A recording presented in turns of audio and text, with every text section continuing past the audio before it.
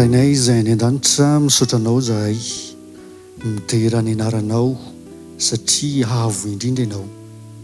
Ny lanitra manontolo ny siza fiandriananao ary ny tany dia fitoeran'ny tongotrao. Kely sy bitika izahay eo anatrehanao, kanefa dia nikarakarainao, tianao ary nomenao izay mahasoa anay. Mideranao ny voarinao rehetra, na ny any an-danitra na ny etỳ an-tany, ary mandray anjara amin'izany koa izahay ankehitriny koa. Ekeo Tompo ny saotra ny dera ny laza ho anao. Mangataka ihany koa izahay amin-drao fo satria mpamindra fo ianao, ary finohitsoa eo anatrehanao intsony ny fahotany rehetra. Koa ekeo ny fisaorana, ny fiderana, ny fankalazana ny anaranao izay ataonay ankehitriny, fa amin'ny anaran-tsony Jesosy Kristy no hanononanay izany vavaka izany. Amen.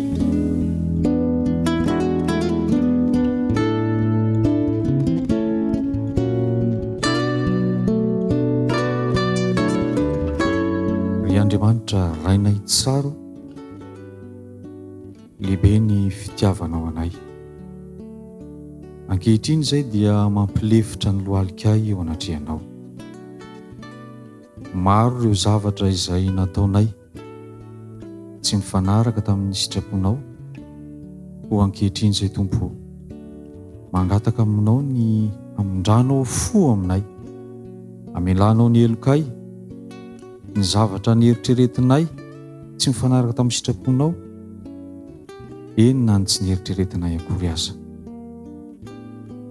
Satria ianao dia niteny hoe sambatra ny voavela eloka, koa mahatoky izay ary mino fa hamela ny fahotanay ianao.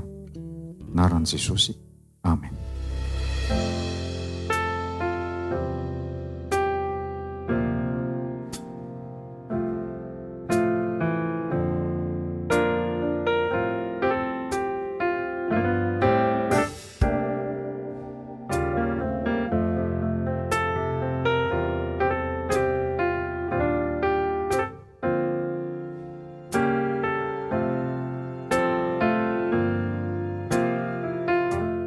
Atolotra mandrakariva ho an'ilay iray nahary ny langasan-tany ny dera, ny laza ary ny voninahitra mandrakizay fa ny fahasoavany amin'ny alalan'ilay zanalahy tokana dia Jesosy Kristy dia tompony ao am-ponao. Ka rehefa manazava ny fisainan'ny fanamasina dia atsapa fiadanana ianao. Izany fiadanana izany dia tononona ho amintsika tsiraray avy. Mifaliana no iarabananao izay manatrika izao fotoana izao, na any amin'izay toerana misy anao, dia irariana mandrakariva ny atsapanao an'izany fiadanana izany. Amin'ity fotoana ity izay iarahantsika dia ampiainantsika ny amin'ny vavaka.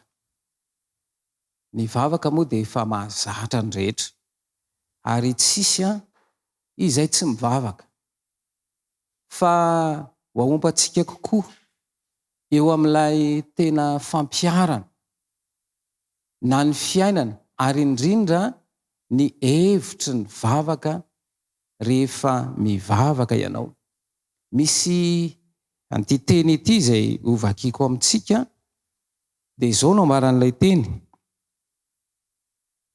tsy ny vavaka mahazatra na vokatry ny toe-javatra no resahana izany, fa izao ny tena vavaka dia ny fihazonana fifandraisana tsy tapaka amin'Andriamanitra. Ny tena vavaka dia fihazonana fifandraisana tsy tapaka amin'Andriamanitra. Amin'ny fomba ahoana no ahafana manatanteraka an'izany hoe mihazona tsy tapaka ny fifandraisana amin'Andriamanitra? Ary izay indrindra no hoe tsy ilay vavaka mahazatra na baikion'ny toe-javatra, fa ito izany no resahantsika, ity vavaka izay mitarika fihazonana fifandraisana tsy tapaka amin'Andriamanitra. Andao andray ny teny isika ao amin'ny Hebreo, Hebreo 7:5. Hebreo 7:5. Dia izao nivaky ny teny. Anio raha iaino ny feony ianareo. Anio raha iaino ny feony ianareo. Feon'iza ilay enono? Feon'ny Kristy. Eto izany dia mamaritra avy hatrany ilay teny novakiana tamintsika teo hoe fifandraisana tsy miato. Eto izany dia milaza io teny io hoe aizany rehefa mivavaka miaino ny feon'iza? Feon'ny Kristy. Ahoana no andrenesanao an'izany feon'ny Kristy izany? Dia ny Apokalipsy 2:2, manomboka amin'ny Apokalipsy 2:2 eo zany dia manomboka miresaka an'ireo fiangonana 7. Fa isaky mifarana io resaka momba amin'ny fiangonana io dia ny amarana anazy dia zao ny 2:2 ihany no resantsika fa azontsika vakiana ireo fiangonana 7 ireo. Fa Apokalipsy 2:2, 7 dia zao no lazainy: izay manantsofina aoka izy iaino, izay lazainy fanahy amin'ny fiangonana. Misy zavatra roa eo zany resahany: izay manantsofina aoka izy iaino, izay lazainy ny fanahy amin'ny fiangonana. Dia zao zany, isika ireo samy manana sofina ary. Fa ny sofina dia ataova andraisana fotsiny, ampita ny hafatra ho tonga any amin'ny atidoha. Fa ny atidoha no mamantatra, tsy ny sofina zany no mamantatra. Fa mitarika fotsiny mitondra an'ilay feo. Fa ny mamantatra ny atidoha. Ka raha miteny izy izay manantsofina aoka izy iaino, dia ny dikan'io dia izao: tsy ilay hoe miaino fotsiny fa mamantatra. Ka raha miteny ilay Hebreo 7:5 tao, aoka iaino.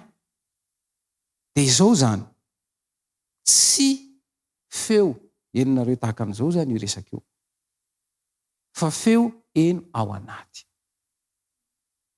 Ao anatintsika eo samy mahafantatra ianareo fa manana fo. Ary fo io mitepo midobodoboka. Fa misy feo izy io. Fa ny enony tsiraray avy fotsiny dia maninona? Midobodoboka. Fa raha manontany ianareo mandre feo ve ianareo? Tsy mandre ianareo. Fa rehefa enona amin'ny stetoscope io dia eninao ilay feo midoboka.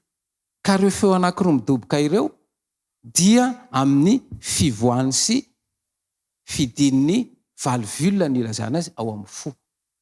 Zany hoe raha tenenina amin'ny teny frantsay zany le izy dia hoe tsy audible le feo ao anatinao, izany hoe tsy heninao tahaka an'izany miteny izao, fa misy feo ao anaty ao. Ka raha miteny zany izao lay Hebreo 7:7 teo, dia zao ny ambarany hoe anio raha iaino ny feony ianareo. Dia raha miteny ny Apokalipsy hoe izay manantsofina aoka izy iaino, izay lazainy inona? Fanahy. Izany hoe ity miaino ity zany na ny mivavaka dia ara-panatanteraka. Dia mahafisy ny teny io amin'ny Efesianina 4:4. Efesianina 4:4, dia zao ny voalaza. Efesianina 4:4. Ary mivavaha mandrakariva ao amin'ny fanahy. Ary mivavaha mandrakariva ao amin'ny fanahy. Ahoana moa zany hoe hivavaka mandrakariva ao amin'ny fanahy? Hikipy foana ve zany ianao?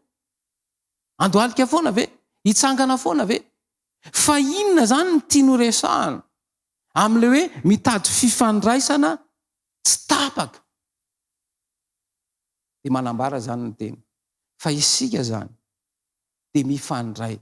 Kristy dia mifandray mivantana amin'ny olombelona ao amin'ny saina. Ampiasaina io zany ifandraisana amintsika.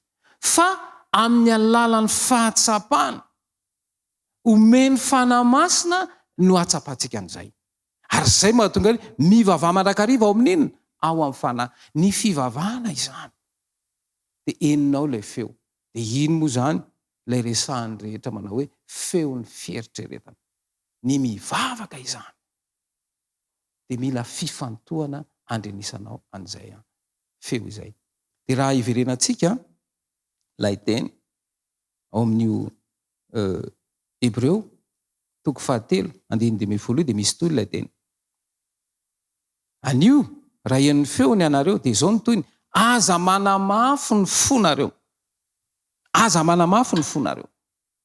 Izany hoe raha vao miresaka fo zany ny soratra masina dia tsy lay taova akory.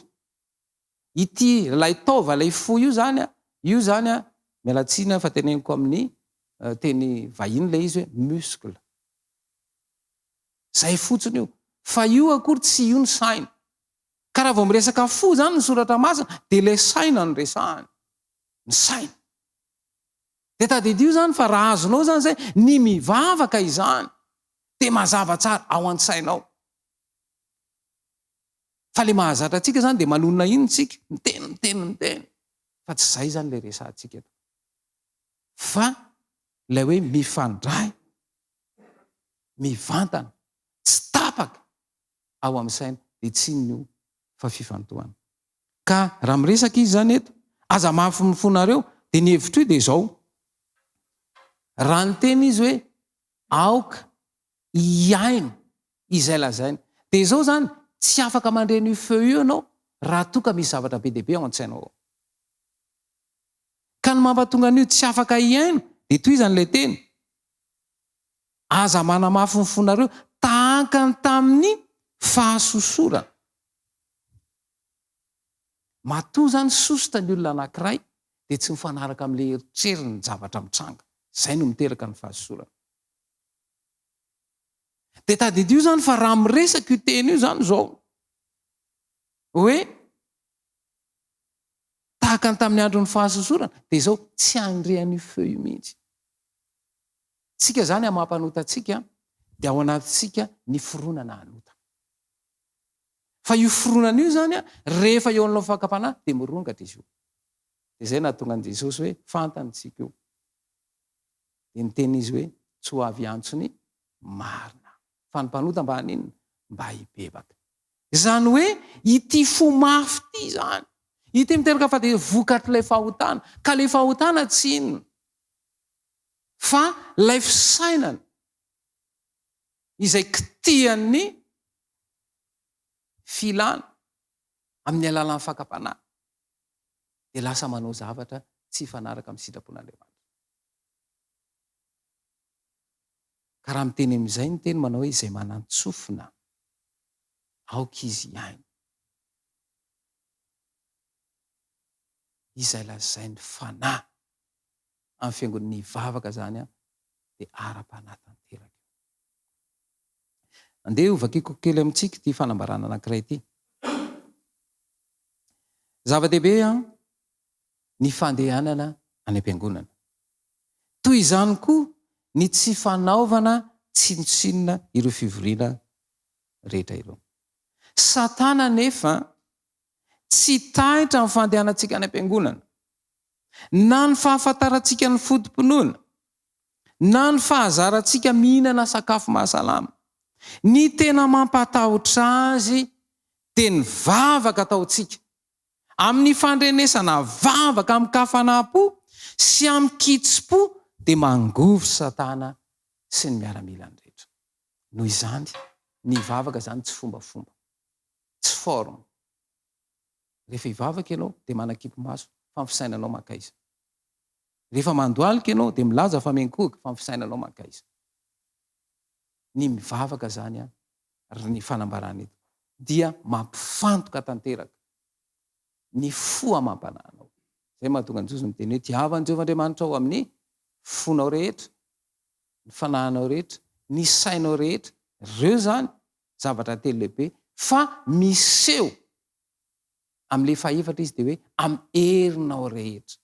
Izany hoe reto telo voalohany reto: saina, fanahy sy ny fo. Dia izao miseho io. Ka raha milaza amin'izay zany ilay teny hoe tahaka ny tamin'ny andro fahasosorana dia izao tsy ilay tena feo no henonao rehefa tezitra ianao. Satria ny olona rehefa tezitra izy dia miova. Na ny fomba fiteny, na ny endriny dia miova. Tsy izay nefa ny tiany Jesosy izy io. Ka ity hoe mivavaka zany, mandrakarivo ny tena fivavahana izany, dia ilay fifandraisana tsy tapaka amin'ny pahary dia izao saintsainy mandrakarivo ao an-tsainao. Izay nataon'i Kristy teo aminao. Izay ny atao hoe mivavaka mandrakarivo. Ka raha vao mandalo ao an-tsaina zany ny fankalana, dia eo ilay olana. Amafisiny ity teny ity, ao amin'ny Marka azafady. Marka 1:10.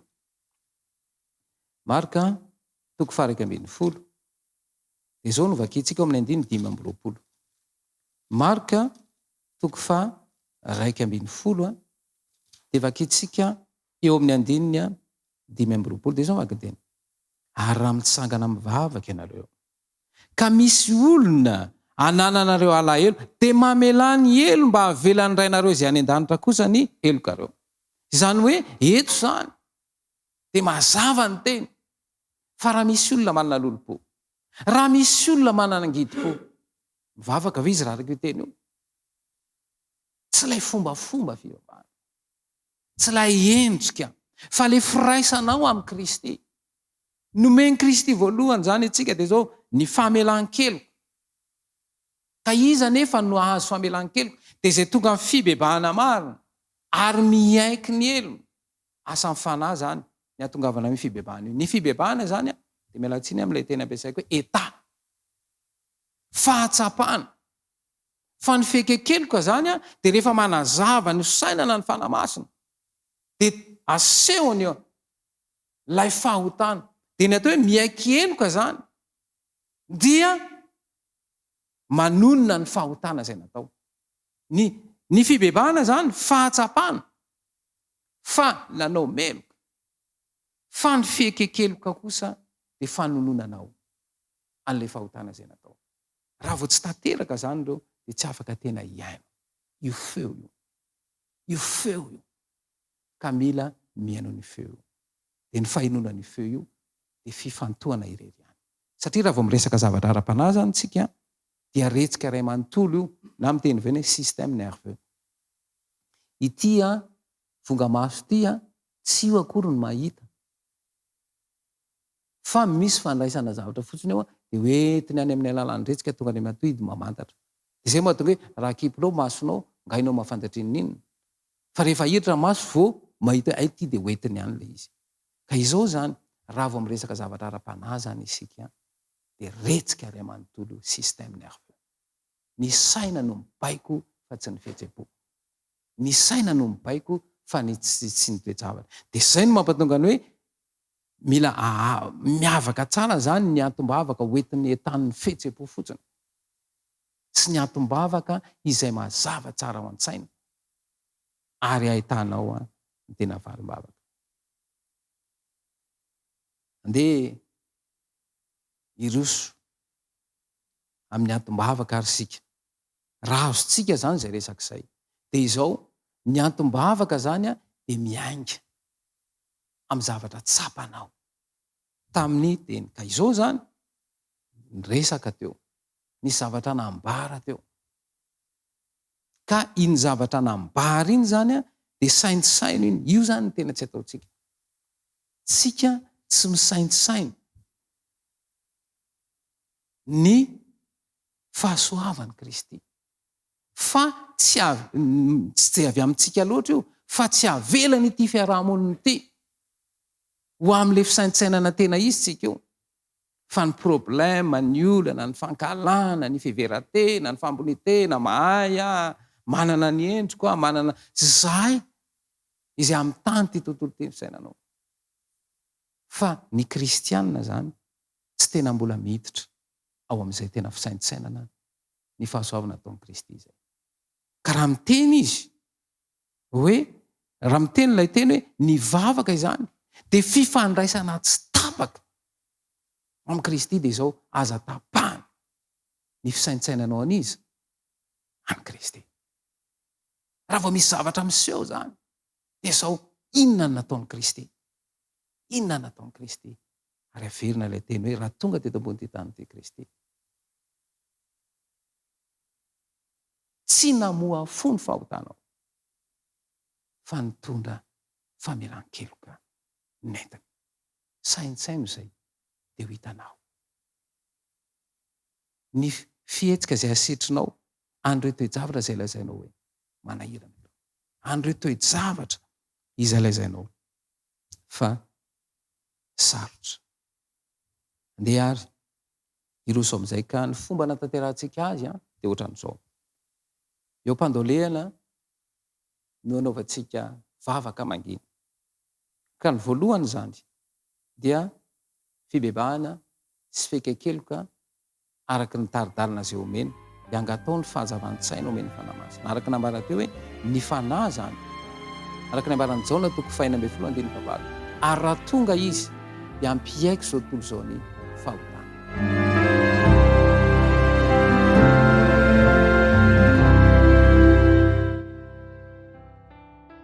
Misaotranao satria nomenao taridalana izahay tsapa tamin'ity androany ity, fa mila manatsofina haiaino anao izahay koa mitoera ao anatinay ao fanahy eo, ary ampio izahay mba tena haiaino anao ao anaty ao, ny anaranao Jesosy, amen. Rainay tsara saotra noho ny amin'ny teny izay nomenao anay. Ampio izahay mba hanana fiainam-bavaka, ary ampio koa izahay mba hanana fifandraisana tsy tampaka aminao, ka tsy ho fombafomba fotsiny ane izany fa tena mila ny firaisana aminao tokoa ane izahay, ary mba handray ny feonao, aheno ny feonao tokoa ane izahay, amin'ny anara Jesosy, amen.